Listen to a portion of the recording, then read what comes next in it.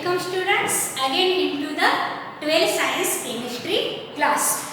Now in the last lecture we learned about the N type of semiconductor. Now we are learning the P type of semiconductor. Because one of the extra electron is there, that is the negative charge is there in the N type of semiconductor. So it is from negative, it is called as the N type. Here these semiconductors are called as the P type, which are the extrinsic semiconductor. Here also the impurity is added into the pure intrinsic semiconductor, so as it becomes the extrinsic semiconductor of the P type. Now this is the second type of extrinsic semiconductor, that is the P type. Now the name P type means here the positive charge is there, that means a hole is created due to the less electron and that hole acts as the positive charge, so it is the P type of semiconductor. Now what happens in the P type of semiconductor? A P type of semiconductor is produced by doping a pure semiconductor material such as silicon or germanium with an impurity of group 13 elements. These elements contain less number of valence electrons than that of the pure semiconductor material. Now consider the example of pure silicon doped with boron, which have the atomic number 13. Silicon have the atomic number 14. So one electron is less in boron atom as compared to the silicon atom. And they acts as these boron atoms occupy the normal positions of some of the silicon atom in the lattice as shown in figure. Now in P type of semiconductor, the group 14 elements such as silicon or germanium is doped with the group 13 elements which have one electron less than that of the group 14 elements. Now in the P type of semiconductor, a P type of semiconductor is produced by doping a pure semiconductor material such as silicon or germanium with the impurity of group 13 elements. These elements contain less number of valence electrons than that of the pure semiconductor. Now here consider the example of pure silicon doped with the boron. The boron atoms occupy normal positions of some of the silicon atoms in the lattice as shown in figure. Now see this figure. In this figure, there are the silicon atom. Crystal is of the silicon atom, and some of the site of the silicon atom is here replaced by the boron atom. Now this boron atom have the electronic configuration as 1s2, 2s2, 3p6, 3s2, 3p1 because boron have atomic number 13. So it have the electronic configuration 1s2, 2s2, 2p6, 3s2, 3p1. That means there are the 3 valence electron. That means one electron is less than of the silicon, because we know that silicon have the atomic number 14 and it have the 4 electrons in the valence shell, but boron have only the 3 electrons. Due to that, what happened? Due to that,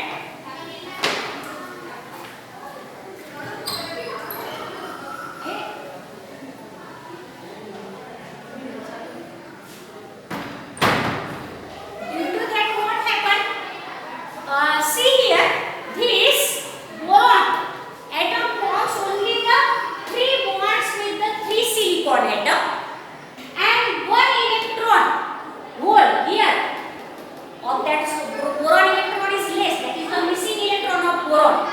So here is the hole is created. There is no electron in this hole because this is the electron of silicon atom. Now during the covalent bond formation, 1 electron is of the boron and 1 electron is of silicon. Thus 3 boron electrons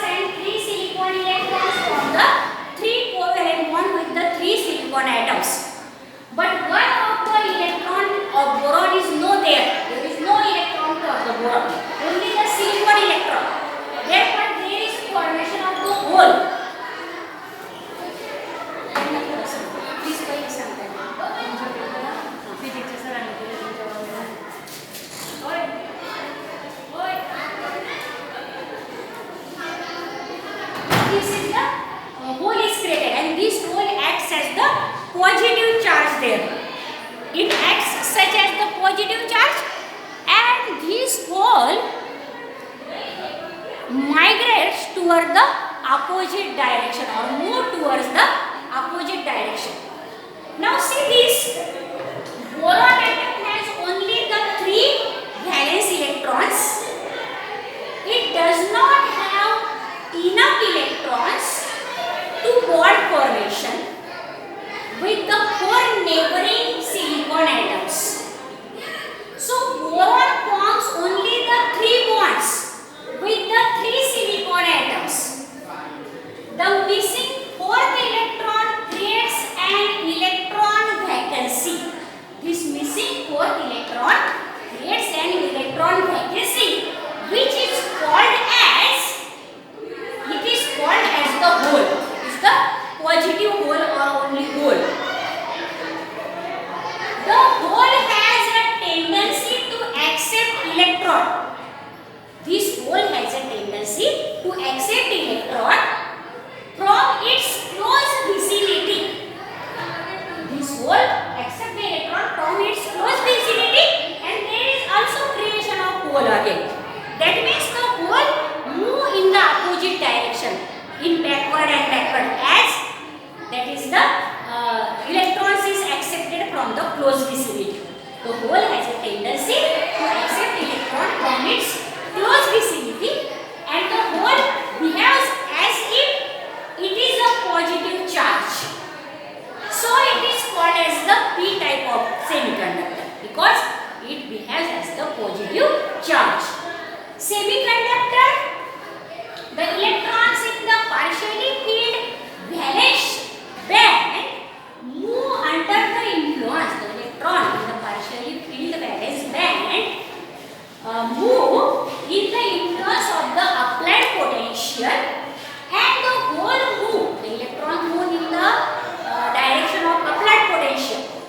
That is, the electrons in the partially filled valence band under the influence of the applied potential, there is the electricity is carried out, but the hole move in the opposite direction, and there the silicon and germanium docked with group 13 elements like boron, gallium, indium. It acts as the p type of semiconductor. Now this is about the p type of semiconductor. In this way p type of semiconductor is formed. Now pay attention students on the blackboard. We already completed the intrinsic and extrinsic semiconductors. Now the next property of the solids is about the magnetic properties. We know that solids are of 3 types: paramagnetic, diamagnetic and ferromagnetic. Now when we call the substances are diamagnetic, if the outermost valence shell have the paired electrons in their outermost shell, the atoms of the diamagnetic substances have paired electrons in their valence shell, but they are called as the diamagnetic substances. And the paramagnetic substances are those which have the unpaired electrons in the outermost valence shell. And ferromagnetic substances are the substances which have more number of unpaired electrons in their valence shell. Now let us learn all these substances according to these magnetic properties of the solids. The electrons spin about their own axis. We know the electrons which is spinning in the shells around the nucleus. But when the electrons spin around the nucleus or revolve around the nucleus, it spins with their own axis also, in the clockwise direction or in the anti-clockwise direction.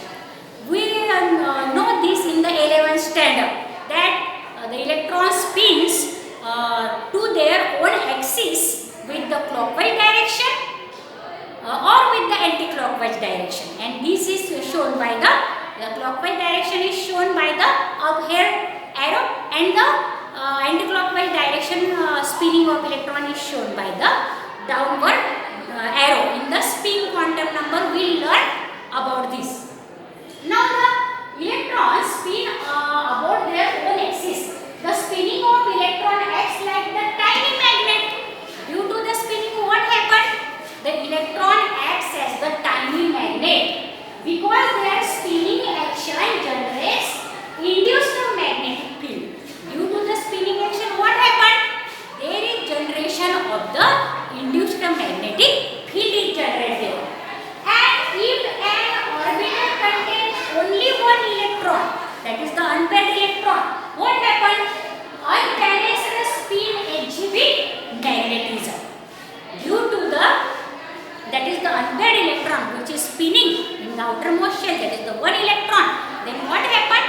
Due to the spinning of electron, there is generation of magnetism. That is, magnetism is generated if an orbital contains only one electron. Unbalanced spin exhibit the magnetism. However, when electrons are paired, if there are the pair electrons, what happens? If when the electrons are paired, their spin is balanced and no magnetism or magnetic property is observed. Due to the pairing of electron, what happened? Due to the pairing of electron, there, that is the spins get balanced and there is no any magnetic properties observed. On the basis of these magnetic properties, solids are classified into three major classes: diamagnetic, paramagnetic and ferromagnetic. Now let us learn the diamagnetic solids first.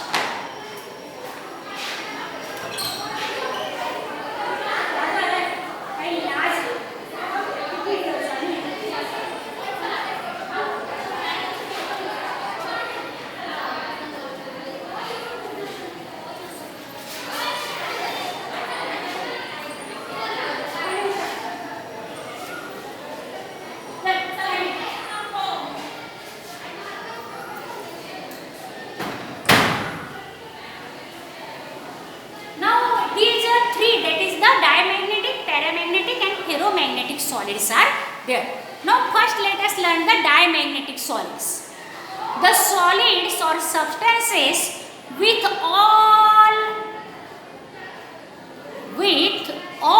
electrons paired.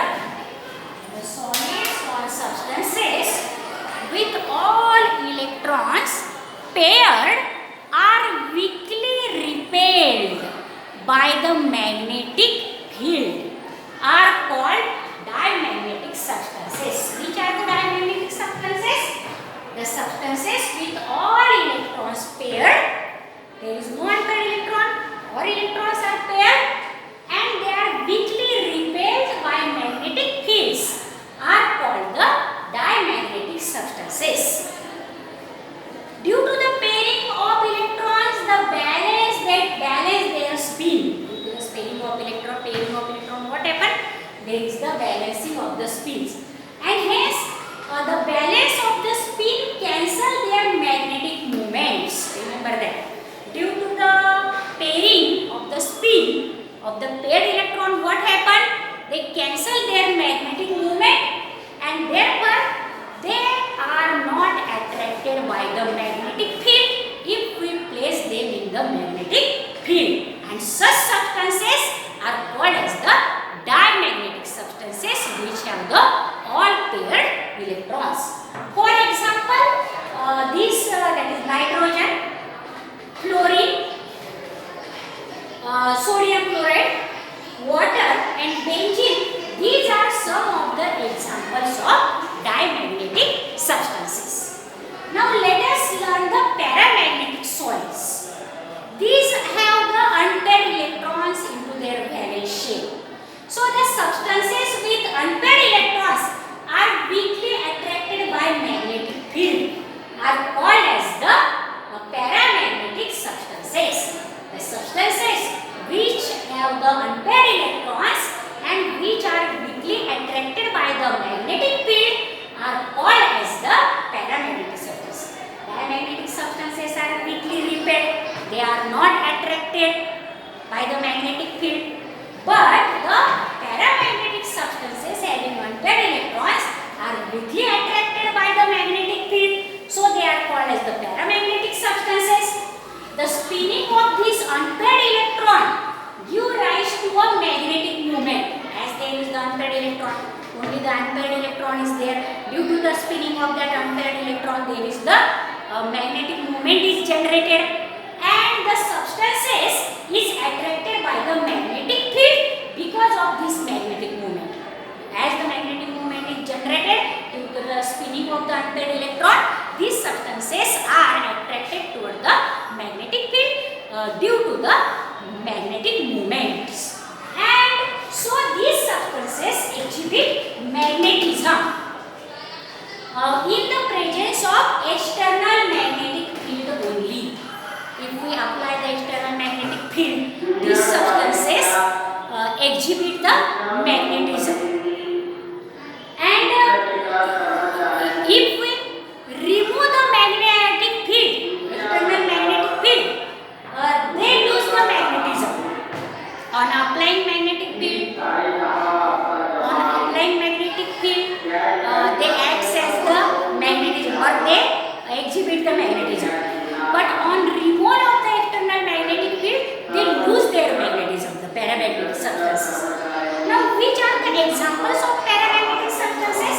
Oxygen, copper ion, ferric ion, it is cupric ion, ferric ion, and the chromium ion. These are the paramagnetic substances. Now, let us learn the ferromagnetic substances. Now see on the blackboard, students, ferromagnetism or ferromagnetic substances. Now the substances which contain the large number of unpaired electrons are attracted strongly by magnetic field are called as the ferromagnetic substances. The substances which contain large number of unpaired electrons and which are strongly attracted by the magnetic field are called as the ferromagnetic substances. Now, these ferromagnetic substances are permanently magnetized. That means we can form the magnet from that. So, they are permanently magnetized. They retain their magnetism even after the removal of external magnetic field. If we remove the applied external magnetic field, they retain. That means they are like the magnets. They remain as that of the magnets. So they retain their magnetism even after removal of external magnetic field. And for example, ferrous, cobalt, nickel, gadolinium, chromium oxide. These are the ferromagnetic substances which can be permanently magnetized and they act as the magnet. Now students, if you understand all these, that is the magnetic properties very well, and also that of the p-type of semiconductor, then you like, share and subscribe this video, and also tell the another students to like, share and subscribe so that they also have some benefits in their future life. Thank you for watching this video.